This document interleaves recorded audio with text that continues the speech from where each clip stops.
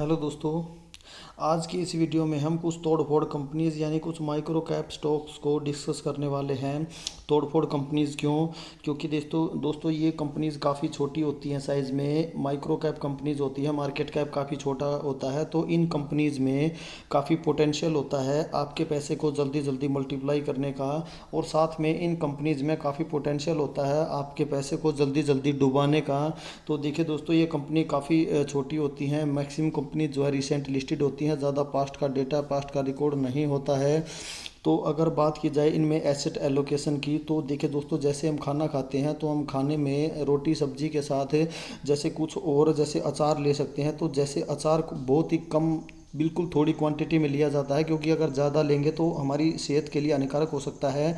तो उसी प्रकार अगर इनमें हम एसेट एलोकेशन ज़्यादा कर देंगे तो हमारी पोर्टफोलियो की सेहत के लिए हानिकारक हो सकता है। क्योंकि देखिए दोस्तों, अगर आप इस तरह की कंपनीज़ में, माइक्रो कैप कंपनीज़ में इन्वेस्टमेंट करते हो तो आपके दिमाग में जो है, आप एक बात बिल्कुल क्लियर होनी चाहिए कि ये कंपनीज़, अगर कोई भी थोड़ी सी बैड न्यूज़, अगर कंपनी का रिजल्ट ज़रा सा भी इधर उधर होता है तो ये 50 से 60% तो वैसे ही गिर जाती हैं। तो इन आपके माइंड में बिल्कुल क्लियर होना चाहिए कि ये कंपनीज कभी भी, ज़रा सी भी बैड न्यूज़, ज़रा सा भी रिजल्ट थोड़ा सा इधर से उधर हुआ तो ये कंपनी जो है 50 से 60% काफ़ी इजीली गिर सकती हैं। तो इनमें इन्वेस्टमेंट करने से पहले आपको ये सारी बातें ध्यान रखनी चाहिए। और दोस्तों, अगर बात की जाए माइक्रो कैप स्टॉक्स की, तो इनमें इन्वेस्टमेंट करने से पहले आपको एक बात और ध्यान रखनी चाहिए कि इनमें जो है FI एंड DI की होल्डिंग लगभग ना के बराबर होती है। इनमें सिर्फ दो ही होते हैं, या तो प्रमोटर होते हैं या फिर पब्लिक घुसी हुई होती है। तो आपको जो है शेयर होल्डिंग पैटर्न पर भी क्लोजली नज़र बना के रखनी चाहिए। और अगर आगे बात की जाए तो इसमें जो है कंपनी के डेट टू इक्विटी पर भी हमारी नज़र होनी चाहिए। क्योंकि देखिए दोस्तों, ये कंपनी काफ़ी छोटी होती हैं, इनको अपने कैपेक्स करने के लिए जो है डेट लेना पड़ता है। क्योंकि कंपनी के पास इतना कैश फ्लो नहीं होता।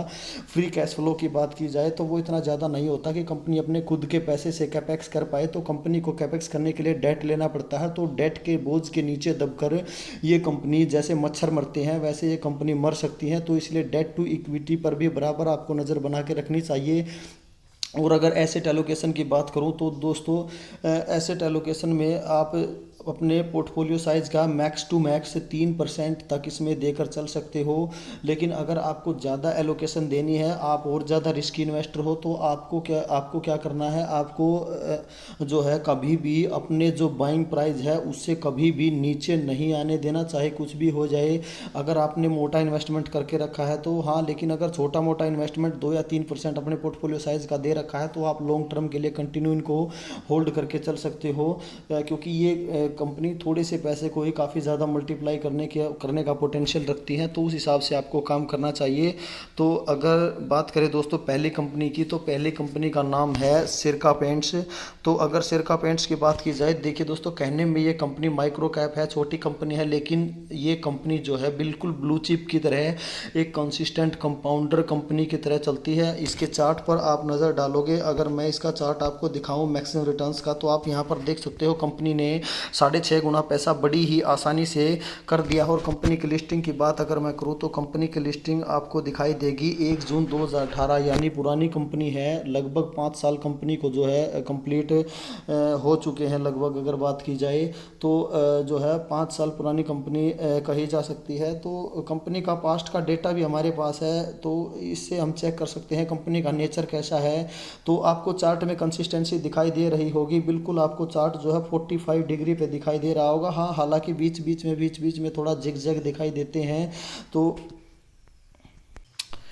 अगर बात करें कंपनी के मार्केट कैप की, तो आपको जो है 1900 करोड़ के आसपास का मार्केट कैप दिखाई देगा। और अगर बात करें हम price to earning ratio, PE ratio की, तो 82 की पीई रेशियो दिखाई देती है। एशियन पेंट्स की पीई रेशियो अगर देखें तो 77 के करंटली 77 के आसपास है। तो देखिए दोस्तों, ये रिटेल कंपनीज होती हैं। सिरका पेंट्स जो है, सिरका नाम से जो है अपना प्रोडक्ट रिटेल में बेचती है। तो एक रिटेल कंपनी को बाजार काफ़ी महंगी वैल्यूएशन देकर चलता है। एशियन पेंट्स को भी इतनी महंगी वैल्यूएशन दे रखी है। तो देखिए दोस्तों, ये कंपनी, जैसे अगर पेंट्स इंडस्ट्री की बात की जाए तो पेंट इंडस्ट्री में डेकोरेटिव पेंट जो है 70 से 75% का market share industry paint industry में डेकोरेटिव पेंट्स के पास है, और उस डेकोरेटिव पेंट्स में 60% का मार्केट शेयर एशियन पेंट्स के पास है। तो देखिए दोस्तों, वो अगर डेकोरेटिव पेंट्स की बात की जाए तो उसमें 60% एशियन पेंट्स के पास है। लेकिन यहाँ पर ये कंपनी थोड़ा डिफरेंट जो है, प्रीमियम जो पेंट है, प्रीमियम वुड कोटिंग पेंट, उसमें ये कंपनी नॉर्थ इंडिया में मार्केट की लीडर है। यानी इसका थोड़ा सा बिजनेस मॉडल एशियन पेंट से डिफरेंट है और दूसरी पेंट कंपनी से भी अलग है। हाँ, हालांकि रिसेंटली न्यूज़ आई थी कि एशियन पेंट्स ने भी वुड कोटिंग पेंट में एंट्री कर ली है। अभी तक जो है इस कंपनी में किसी भी प्रकार का कोई फियर आपको दिखाई नहीं देगा, जैसे इंडिगो पेंट में दिखाई देता है ग्रासिम की एंट्री से। तो ग्रासिम जो है एशियन पेंट्स का तो मार्केट शेयर खा नहीं सकता, क्योंकि उसको काफ़ी दशक लग जाएंगे एशियन पेंट्स तक पहुंचने में। तो हालांकि छोटी कंपनीज का खा सकता है, जैसे जो फियर इंडिगो पेंट्स में दिखाई दे रहा है कि काफ़ी अच्छे रिजल्ट्स पब्लिश करने के बाद भी इंडिगो पेंट नहीं भाग रहा है। लेकिन आपको यहाँ पर किसी प्रकार का कोई फियर दिखाई नहीं देगा। बिल्कुल कंसिस्टेंसी के साथ जो है कंपनी का जो शेयर प्राइस है वो कंटिन्यूसली ऊपर जा रहा है। अगर कोरोना पेंडेमिक के टाइम की बात की जाए तो 50% के आसपास का करेक्शन आप यहाँ पर देख सकते हो। जो 14 फरवरी 2020 से लेकर 22 मई 2020 तक कंपनी का जो शेयर प्राइस है वो 50% के आसपास नीचे गिर गया था। तो अगर आगे बात करें तो 2021 से 2022 के बीच में भी जो शेयर प्राइस है वो 26% के आसपास गिर गया था। लेकिन अगर बड़े करेक्शन की बात की जाए तो वो कोरोना पेंडेमिक में ही दिखाई देता है 50% का करेक्शन। तो देखिए दोस्तों, इन कंपनीज में इन्वेस्टमेंट करने से पहले आपको अपने माइंड में ये बात बिल्कुल क्लियर कर लेनी चाहिए कि ये 50 से 60% किसी भी टाइम कभी भी गिर सकती है। हालांकि सिरका पेंट्स में आपको ये दिखाई नहीं देगा। दूसरी जो आगे हम डिस्कस करेंगे माइक्रो कैप कंपनीज, उनमें आपको दिखाई देगा। सिरका पेंट्स की बात की जाए तो मैक्स टू मैक्स 26-25% का ही डिस्काउंट आपको ज़्यादा से ज़्यादा अवेलेबल होता है, जैसे कि एक ब्लू चिप कंपनी में अवेलेबल होता है। तो इसमें आप थोड़ा सा मोटा इन्वेस्टमेंट भी करके चल सकते हो, क्योंकि इसमें मार्केट कैप को मत देखिए, कंसिस्टेंसी को देखिए। ऊपर नीचे काफ़ी बहुत ही कम होता है, काफ़ी कम वॉलेटाइल कहा जा सकता है। तो इसमें थोड़ा सा मोटा इन्वेस्टमेंट किया जा सकता है। तो अगर एक बार सेल्स ग्रोथ देखना चाहो सिरका पेंट्स की, तो सेल्स ग्रोथ देख सकते हो। तो बिल्कुल कंसिस्टेंसी आपको यहाँ पर दिखाई देगी। और अगर प्रॉफिट ग्रोथ देखो तो प्रॉफिट ग्रोथ में थोड़ा सा जो है कोरोना का डिप आपको दिखाई देगा, यहाँ पर थोड़ा सा डिप। लेकिन उसके बाद जो है इतना ही डेटा अवेलेबल है, तो ज़्यादा डेटा अवेलेबल नहीं है, क्योंकि कंपनी भी जो है 2018 से लिस्टेड है वैसे तो बाज़ार में। तो यहाँ पर भी आपको कंसिस्टेंसी दिखाई देगी। तो देखिए दोस्तों, अगर टेक्निकल्स की बात की जाए सिरका पेंट्स के, तो अपने ऑल टाइम हाई से सिर्फ 13% का ही डिस्काउंट अवेलेबल है फ़िलहाल। तो देखिए दोस्तों, अगर बात की जाए तो बहुत ही कम डिस्काउंट अवेलेबल है ये। तो अगर हम बात करें तो यहाँ पर इसने जो ये रेजिस्टेंस अभी जो सपोर्ट लिया है वो अपने प्रीवियस जो रेजिस्टेंस थे वहीं लिया है 342 के आसपास की। अगर बात करें हम 342 के आसपास जो आप देख सकते हो यहाँ पर रेजिस्टेंस थे, तो वहीं पर जाकर इसने सपोर्ट लिया है। तो देखिए दोस्तों, बाज़ार की गिरावट के साथ इसने भी गिरावट में परफॉर्म किया है। तो अगर बाज़ार में गिरावट हुई तो इसमें भी 1.10 के आसपास की गिरावट थी। तो देखिए दोस्तों, हो सकता है कि मंडे को भी कुछ और गिरावट बाज़ार में देखने को मिले। तो अगर बाज़ार की गिरावट के साथ आपको अभी ये नीचे जो इसका मेजर सपोर्ट है 300 रुपये के आसपास का, तो 300 रुपये से नीचे जाने की उम्मीद पर्सनली मुझे तो नहीं है। बाकी कुछ भी हो सकता है मार्केट में, लेकिन इसमें इतने ज़्यादा करेक्शन नहीं होते हैं। तो अगर 300 रुपये के आसपास अगर आपको मिल जाए तो अच्छी डील होगी, अच्छा रेट कहा जा सकता है। वहाँ पर आपको जो है 24-25% का डिस्काउंट मिल जाएगा। तो इतना ही डिस्काउंट इसमें आप एक्सपेक्ट कर सकते हो, ज़्यादा डिस्काउंट की उम्मीद है इस स्टॉक में पार्टिकुलरली नहीं की जा सकती। तो आप जो है CMP में भी कुछ स्टॉक उठाए जा सकते हैं, लेकिन बिल्कुल कम क्वांटिटी। अगर करंट मार्केट प्राइस पे आप उठाओ तो काफ़ी कम क्वांटिटी उठाई जा सकती है। और फिर अगर आगे डिस्काउंट बढ़ता जाता है तो अपनी नंबर ऑफ़ क्वांटिटीज़ आप बढ़ाते जाना। उस हिसाब से 300 रुपये के आसपास जो है काफ़ी भारी मात्रा में भी आप इन्वेस्टमेंट कर सकते हो। तो इसमें थोड़ा सा ज़्यादा इन्वेस्टमेंट भी करके चला जा सकता है, क्योंकि इसमें जो है कंसिस्टेंसी थोड़ा सा दूसरे माइक्रो कैप स्टॉक्स से ज़्यादा देखने को मिलेगी। जाए तो आपको बिल्कुल ज़ीरो दिखाई देगी, यानी कंपनी बिल्कुल डेट फ्री है, कोई कंपनी पर डेट नहीं है। तो अगर शेयर होल्डिंग पैटर्न की बात करें तो एफआईज जो है, एफआईज ने थोड़ा सा स्टेक अपना कम किया है। और अगर डीआईज की बात करें तो डीआईज जो है एग्जिट कर चुके हैं, डीआईज बिल्कुल जा चुके हैं छोड़कर।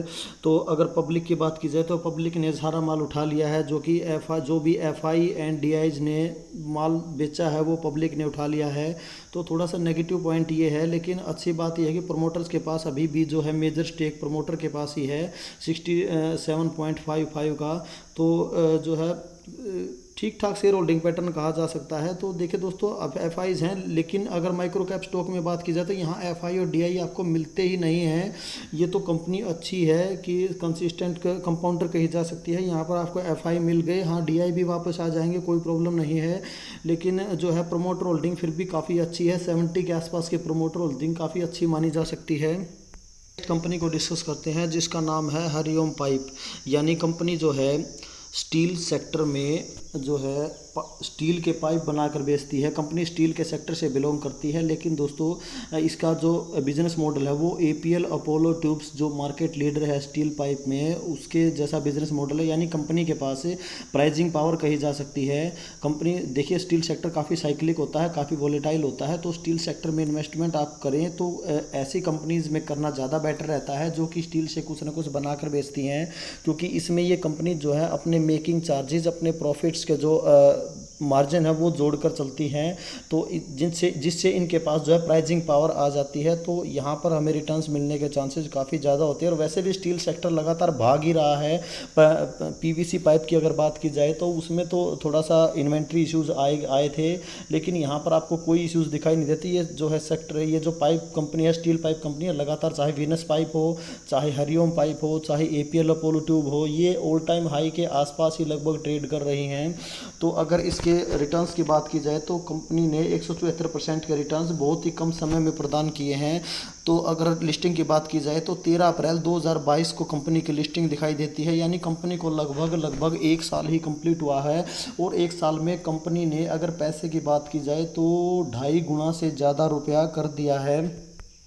दोस्तों ये कंपनी जो है काफ़ी भाग रही थी, काफ़ी लगातार भाग रही है। तो जो स्टॉक माइक्रो कैप स्टॉक होता है और वो लगातार कंटिन्यूसली भागता ही चला जाता है। तो देखिए दोस्तों, यहाँ पर एफ आई डी आई तो होते नहीं हैं, तो यहाँ पर सिर्फ पब्लिक और प्रमोटर ही होते हैं। तो प्रमोटर की होल्डिंग के अलावा पब्लिक की होल्डिंग काफ़ी ज़्यादा होती है।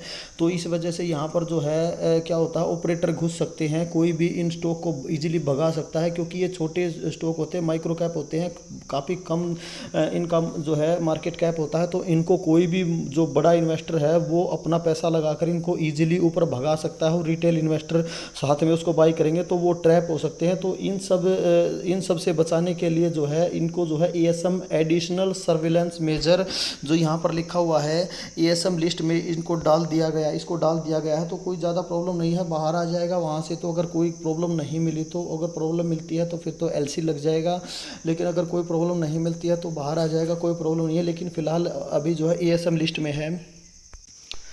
तो अगर कंपनी के मार्केट कैप की बात की जाए तो 1769 करोड़ का कंपनी का मार्केट कैप दिखाई देता है। अगर डेट टू इक्विटी की बात करें तो डेट टू इक्विटी आपको यहाँ पर थोड़ा सा डेट दिखाई देगा 0.79 का। हालांकि अगर 1 से कम हो डेट टू इक्विटी तो ठीक ठाक होता है। 1 से कम, जितना भी कम हो उतना ही अच्छा माना जाता है।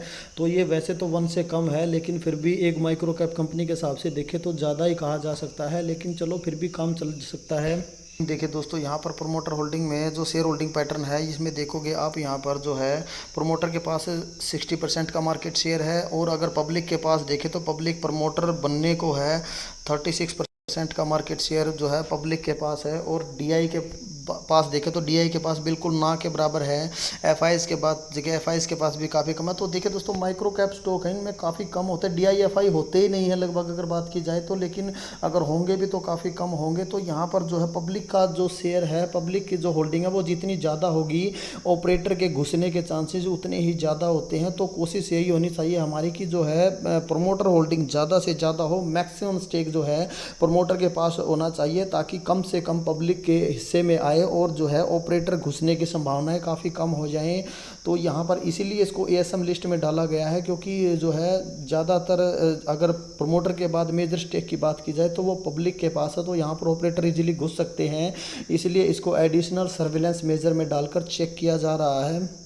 कंपनी को बाजार में लिस्ट हुए 1 साल ही हुआ है, तो आप कंपनी के सेल्स ग्रोथ, प्रॉफिट ग्रोथ देख सकते हो। यहाँ पर आपको जो है कंसिस्टेंसी दिखाई देगी, चाहे सेल्स की बात हो चाहे प्रॉफिट की बात हो, तो थोड़ा सा ही डेटा अवेलेबल है।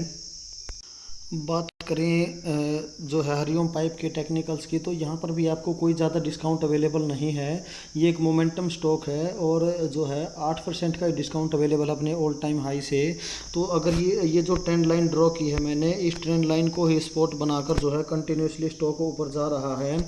तो यहाँ पर इसको जो है नीचे तोड़कर आने की उम्मीद कर भी सकते हैं, नहीं भी कर सकते, क्योंकि मार्केट कंडीशन के हिसाब से अगर मार्केट और ज़्यादा नीचे जाती है तो मार्केट की गिरावट के साथ गिर भी सकता है, इसको तोड़कर नीचे आ भी सकता है। लेकिन अगर बात करें हम, तो अभी तक तो इसको रिस्पेक्ट दे रहा है, इसको तोड़ा नहीं है और ऊपर ही जा रहा है।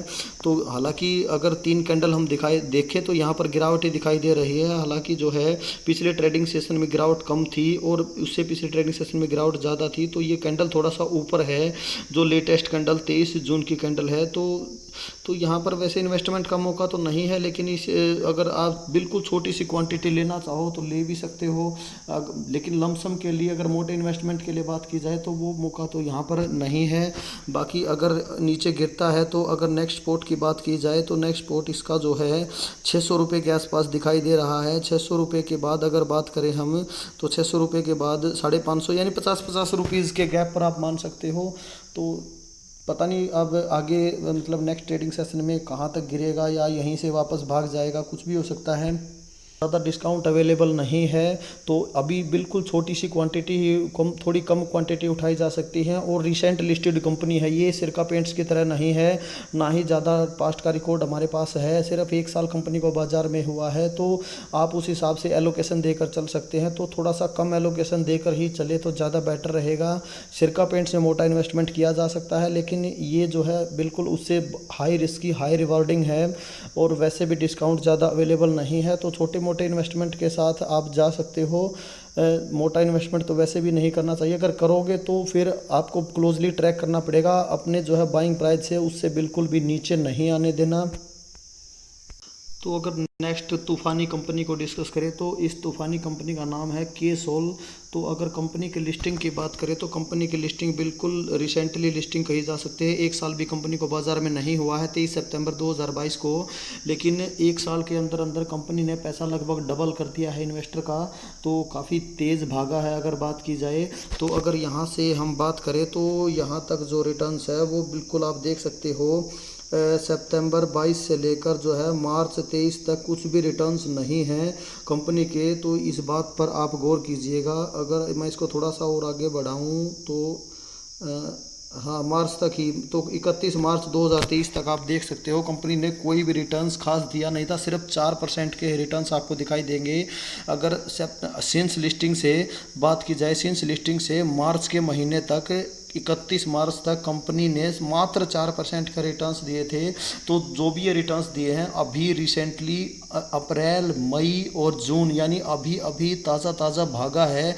तो देखिए दोस्तों, ये कंपनी जैसी ही होती है माइक्रो कैप कंपनीज, ये जो है काफ़ी समय तक सो जाती हैं।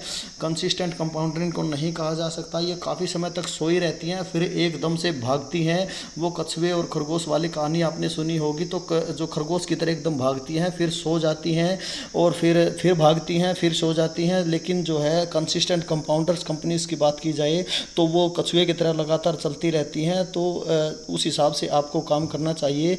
तो इसमें भी, ये भी बिल्कुल रिसेंट लिस्टेड कंपनी है, तो इसमें भी आप जो है छोटे मोटे इन्वेस्टमेंट के साथ ही जा सकते हो। मार्केट कैप की, तो कंपनी का मार्केट कैप जो है बिल्कुल ही आपको कम दिखाई देगा। 1000 करोड़ का भी मार्केट कैप नहीं है कंपनी का, सिर्फ 991 करोड़ का मार्केट कैप है। और अगर आगे बात करें स्टॉक के पीई की, प्राइस टू अर्निंग रेशियो, वो जो है 39 के आसपास आपको दिखाई देगी। और अगर डेट टू इक्विटी की बात करें तो कंपनी ये भी बिल्कुल डेट फ्री है, यहाँ पर आपको ज़ीरो दिखाई देगा। कंपनी पर कोई भी किसी प्रकार का कर्जा नहीं है। एक माइक्रो कैप कंपनी के लिए सबसे अच्छी बात यही कही जा सकती है। देखिए दोस्तों, सबसे बड़ा रिस्क यहाँ पर देखिए, यहाँ पर जो है प्रमोटर होल्डिंग जो है काफ़ी कम है, 60% से भी कम प्रमोटर होल्डिंग आपको दिखाई देगी। तो अगर बात करें, डीआईज है ही नहीं, एफआई है वो ना के बराबर है, यानी पब्लिक जो है काफ़ी पब्लिक घुसी पड़ी है यहाँ पर, 41 के आसपास पब्लिक है। तो देखिए दोस्तों, ये कंपनी भी जो है एएसएम लिस्ट में है, तो यही कारण है एएसएम लिस्ट में डालने का, क्योंकि इसमें भी पब्लिक की होल्डिंग काफ़ी ज़्यादा है प्रमोटर के बाद। तो पब्लिक के प्रमोटर होने को है, तो अगर बात की जाए तो यहाँ पर भी ऑपरेटर घुस सकते हैं। तो इसी इसी तरह के जो है शक की गुंजाइश में कंपनी को एएसएम लिस्ट में डाला जाता है, चेक किया जाता है कि कंपनी इतना भाग क्यों रही है, कंपनी की प्रॉफिट ग्रोथ इतनी ना भी हो लेकिन कंपनी फिर भी काफ़ी ज़्यादा लगातार भाग रही होती है, तो उसको एएसएम लिस्ट में डाल दिया जाता है। तो अगर कोई प्रॉब्लम नहीं मिली तो बाहर आ जाएगी, कोई समस्या नहीं है। तो देखिए दोस्तों, इस तरह की कंपनीज में आपको थोड़ा सा शेयर होल्डिंग पैटर्न पर नज़र बनाकर रखनी चाहिए, क्योंकि यहाँ पर कुछ पता नहीं है कि कब जो है प्रमोटर जो है एफआईडीआईज तो हैं ही नहीं, तो प्रमोटर माल किसको चिपकाएंगे, पब्लिक को चिपकाएंगे। तो पता नहीं कब प्रमोटर पब्लिक को ही प्रमोटर बनाकर निकल जाएंगे, आपको पता भी नहीं चलेगा और आप भी कंपनी के मालिक बन जाओगे, प्रमोटर बन जाओगे, यानी जो है आप बिल्कुल ट्रैप हो जाओगे, आपका जो पैसा वो डूब सकता है। तो शेयर होल्डिंग पैटर्न को भी माइक्रो कैप में काफ़ी क्लोजली देखना चाहिए। सबसे अच्छी बात जो है के सोल्स एंड हरिओम पाइप में हमें यही देखने को मिली कि जो इनकी sales growth and profit growth है उसमें काफ़ी कंसिस्टेंसी दिखाई देती है। हालांकि कंपनी रिसेंट लिस्टेड है, डेटा काफ़ी कम अवेलेबल है, लेकिन आप सेल्स में देखो चाहे आप प्रॉफिट में देखो, आपको हर जगह जो है कंसिस्टेंसी दिखाई देगी। ये काफ़ी अच्छी बात है। कंपनी के जो प्रॉफिट्स हैं वो हम प्रिडिक्ट कर सकते हैं, पहले से अनुमान लगा सकते हैं, क्योंकि काफ़ी कंसिस्टेंसी दिखाई देती है। तो हमें ऐसी कंपनीज़ पर ज़्यादा फोकस करना चाहिए जिनके प्रॉफिट में कंसिस्टेंसी दिखाई दे। एक बात और कहना चाहूँगा दोस्तों, जो इन दोनों स्टॉक्स में हमने देखा हरिओम पाइप एंड केसोल में, इनमें जो है प्रमोटर की होल्डिंग काफ़ी कम है और पब्लिक की होल्डिंग काफ़ी ज़्यादा है, एफआईडीआई ना के बराबर हैं। तो ऐसे स्टॉक्स में क्या होता है दोस्तों, पब्लिक जो है वो होल्ड नहीं करती है। पब्लिक जो है इजीली माल को, थोड़ी सी भी कोई भी प्रॉब्लम हो, किसी ने भी डरा धमका दिया, कोई भी प्रॉब्लम हो गई तो वो जल्दी माल बेचकर भाग जाती है। तो इस वजह से आपको वॉलेटिलिटी काफ़ी यहाँ पर देखने को मिल सकती है। हाँ, अभी तो चलो प्रॉफिट्स जो है कंपनी का लगातार बढ़ रहे हैं, लेकिन अगर किसी क्वार्टर में ये प्रॉफिट्स गिरे तो आपको इनमें जो है काफ़ी बड़ी मंदी भी दिखाई देगी। जैसे हमने केसोल्स में देखा था, केसोल ने जो है काफ़ी महीनों तक परफॉर्म ही नहीं किया। अभी लास्ट के 2-3 महीनों में जितना भी रिटर्न्स कंपनी ने जो पैसा डबल किया है वो जो है अप्रैल, मई और जून, अभी 2-2.5 महीनों में ही किया है। लेकिन सिंस लिस्टिंग से अगर मार्च के महीने तक बात किया जाए, सितंबर में लिस्टिंग थी, तो वहाँ तक तो कंपनी ने मात्र 4% का ही रिटर्न्स दिया था। हालांकि प्रॉफिट्स तो कंपनी का लगातार बढ़ रहे थे। तो प्रमोटर की होल्डिंग कम है और पब्लिक की होल्डिंग ज़्यादा, थोड़ा सा ये नेगेटिव पॉइंट हो जाता है कंपनी अगर माइक्रो कैप की बात की जाए, क्योंकि पब्लिक होल्ड नहीं करती है, पब्लिक जल्दी माल बेच देती है, प्रमोटर ही होल्ड करते हैं या फिर एफआईडीआई ज़्यादातर होल्ड करते हैं। तो हमें जो है प्रमोटर होल्डिंग ज़्यादा मिल जाए तो ज़्यादा अच्छा रहे।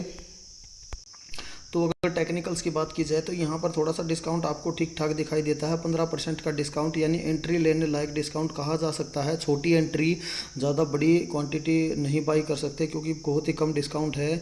तो अगर हम बात करें यहाँ पर, तो अगले नेक्स्ट स्पॉट की अगर हम बात करें तो नेक्स्ट स्पॉट जो है आपको यहाँ 782 रुपये के आसपास, 835 के बाद जो है 782 रुपये के आसपास का दिखाई देता है, लेकिन 736 के आसपास भी है। तो देखिए दोस्तों, पता नहीं कहाँ से घूम जाए, कहाँ से ना घूम जाए। तो हमें जो है हर लेवल पे थोड़ी थोड़ी क्वांटिटी, कुछ क्वांटिटी हम यहाँ 15% के डिस्काउंट पर ले सकते हैं, कुछ जो है 775 के आसपास लिया जा सकता है, कुछ जो है नेक्स्ट 730 के आसपास का स्पोर्ट है। और जो अगर बड़े स्पोर्ट की बात की जाए तो 665 660 के आसपास का जो है स्पोर्ट वहाँ पर ली जा सकती है।